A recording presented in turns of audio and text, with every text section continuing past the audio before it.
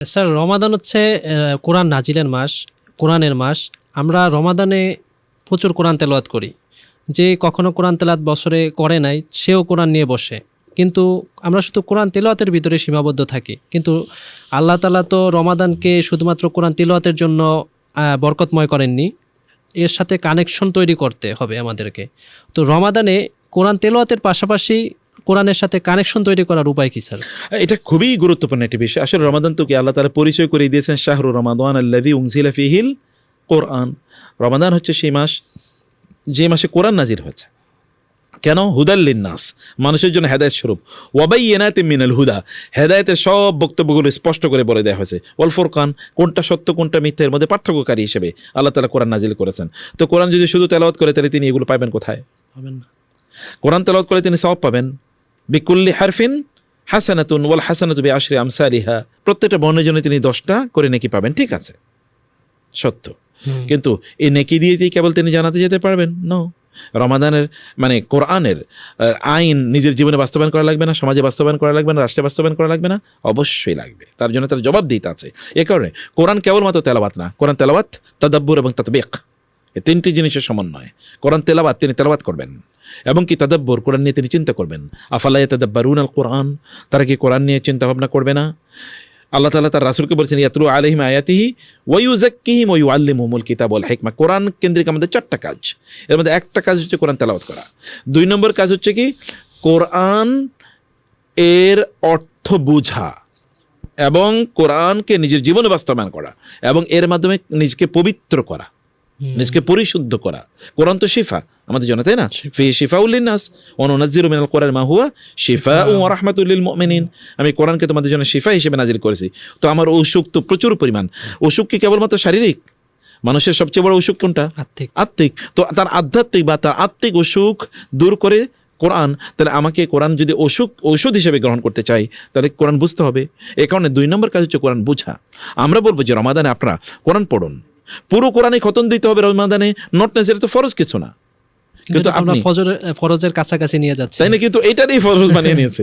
আমি অনেক লোকের জানি 3 দিনে, অথবা কেউ কেউ দেখেছি 7 দিনে, প্রথম 7 দিনে, বাংলাদেশে এরকম অনেক জায়গা আছে, প্রথম 7 দিনে তারাবিতে কোরআন খতম। এরপরে নামাজও পড়ে না, রোজাই রাখে, শুধু নামাজ টামাজ কিচ্ছু পড়ে না।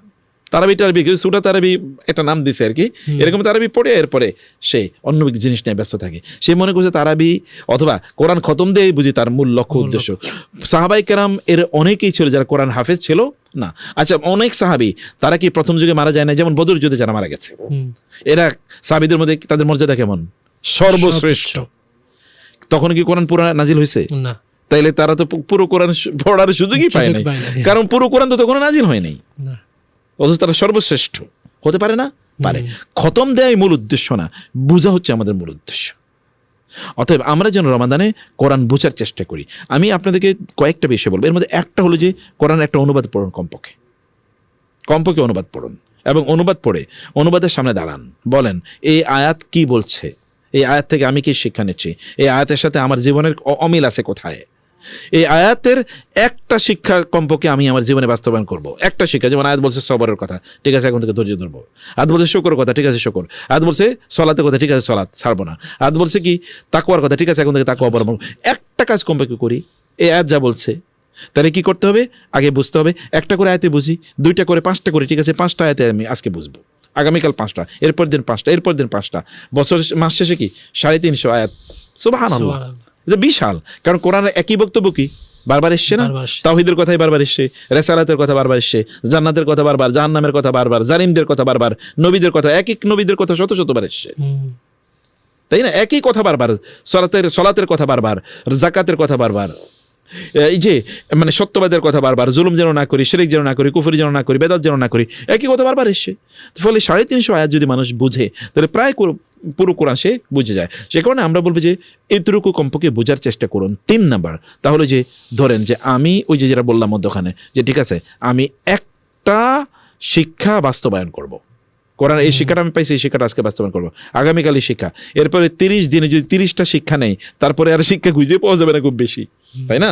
মানে মূল জিনিসগুলো তো চলে আসবে, যদি আমরা যেগুলো বললাম মূল জিনিসগুলো চলে আসে। তাইলে আমরা আচ্ছা ঠিক আছে 30 দিনে 30টা পারবো না, অন্তত আপনি 10টা করেন, 15টা করেন, আচ্ছা না পারেন একটা করেন, যে যেমন আমি শুকর ছাড়বো না, সবসময় আল্লাহর কৃতজ্ঞতা আদায় করবো, সে তো আল্লাহর ওলি হয়ে যাবে কেউ যেটা করে। কোরআন যে কোনো একটা জিনিস যদি ধরে তাহলে সে হেদায়েত পেয়ে যাবে ইনশাআল্লাহ। সে কারণে আমরা বলবো যে এই বাস্তবায়নের আমাদের মানে হওয়া দরকার, এই দিকে যেন আমরা থাকি। এবং চতুর্থত যেটা আমরা বলবো যে এটাকে বড় ভলিউমে না নিয়ে ছোট ছোট, ঠিক আছে আপনি কোরআন খতম করবেন বটে, ছোট করে করুন। আপনি প্রতিদিন মানে ধরুন প্রত্যেক 5 ওয়াক্ত নামাজের পরে এবং আগে, আগে 5 ওয়াক্ত নামাজের আগে প্রতিদিন 2 পৃষ্ঠা, 5 ওয়াক্ত নামাজের পরে কি 2 পৃষ্ঠা, তাহলে প্রত্যেক নামাজে কয় পৃষ্ঠা করে হলো? 4 পৃষ্ঠা। আর 5 নামাজে কয় পৃষ্ঠা হয়ে গেল?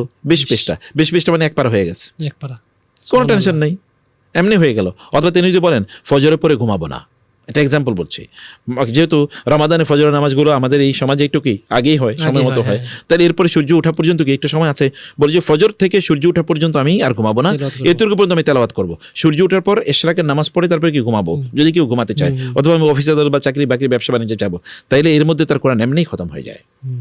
সুবহানাল্লাহ। সে কারণে আমরা বলি আল্লাহ তাআলা তো সহজ করে দিয়েছেন, আমরা কঠিন বানালেই কঠিন হয়ে যায়। দ্বীন ইউসরুন ওয়ালা ইউশাদ্দাদ-দ্বীন ওয়াহাদুন ইল্লা গালাবাহু। দ্বীন হচ্ছে খুবই সহজ, কেউ যদি জটিল বানাতে চায় তাহলে ওই দ্বীনের কাছে গিয়ে সে পরাজিত হবে, সে কোনোদিন সফল হবে না।